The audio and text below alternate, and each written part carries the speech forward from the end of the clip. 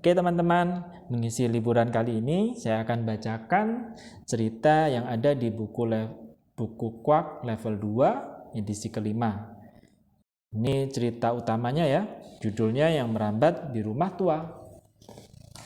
Oke, kita lihat di halaman berapa ya. Yang pertama ini ceritanya tentang wawancara dengan ikan buta.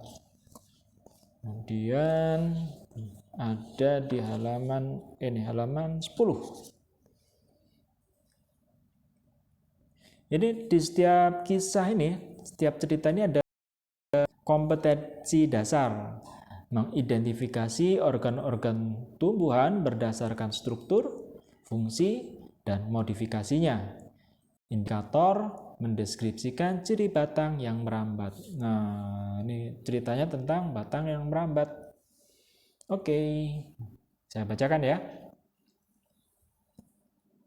Kurasa mencari barang bekas di tempat seperti ini bukan ide yang bagus, Sako. Tapi kita sudah sampai, dan kita nggak akan tahu sebelum melihatnya sendiri ke dalam, kan? Krombyang! Wah! Nah, itu apa aku bilang? Tolong! Ada monster menarik kakiku! Tapi di belakangmu nggak ada apa-apa, Fidel. Astaga teman-teman, ada apa? Wah! Flori, kamu membuat kami kaget saja. Ups, maaf. Fidel, ayo bangun. Kakimu itu cuma terbelit tumbuhan merambat.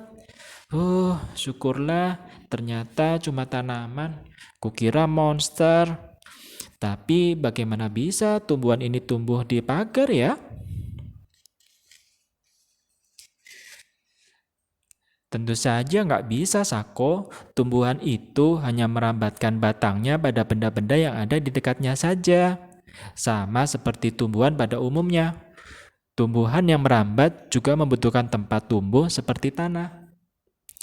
Kenapa tumbuhan itu harus melilit benda lain di sekitarnya dengan batangnya yang meliuk-liuk sih? Kenapa nggak seperti tanaman lain aja yang berdiri kokoh dengan batang yang kuat? Mereka melakukan itu demi bertahan hidup, Fidel. Apakah mereka merasa terancam, Flo?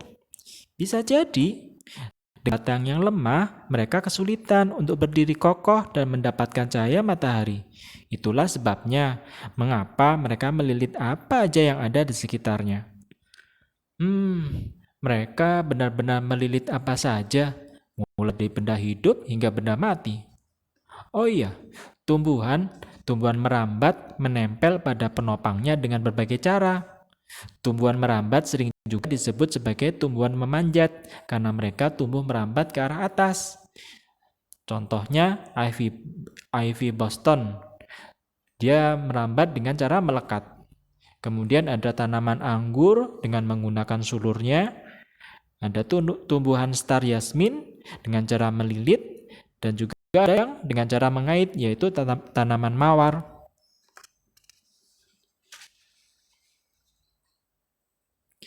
Apakah semua tumbuhan merambat membutuhkan benda lain untuk menunjang hidup mereka, Flo? Ya, tetapi ada juga tumbuhan yang merambat di atas tanah, misalnya di lantai-lantai hutan.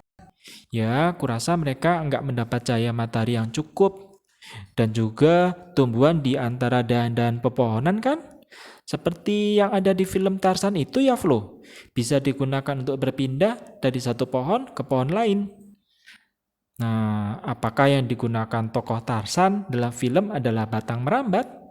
Oke, teman-teman yang mengetahui jawabannya boleh share di kolom komentar ya.